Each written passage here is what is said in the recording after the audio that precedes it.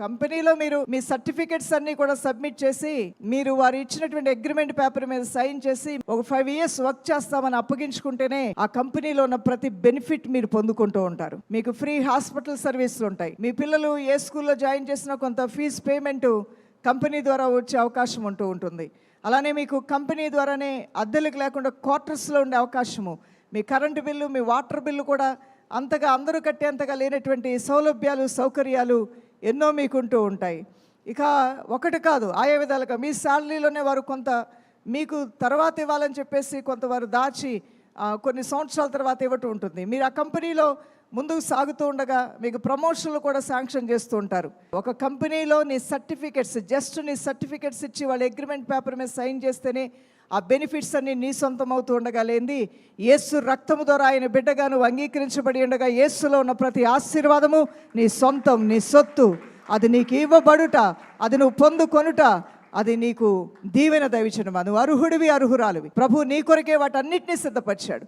ఆ పరలోక నిధులన్నీ నీ కోసమే. ఈ పరిశుద్ధ బైబిల్ గ్రంథంలో ఉన్న ప్రతి ఆశీర్వాదము, ప్రతి వాగ్దానము నీ కొరకే.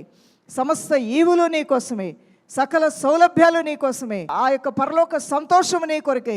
ఇంత సంతోషము, ఇంత ఆనందం, ఇంత అభయహస్తం ప్రభు అయిన దేవుడు నీకు ఇస్తూ ఉండగా, దేవుని సంగమా, నువ్వు ఎప్పుడూ కూడా గ్లూమీనెస్లోకి వెళ్ళకూడదు.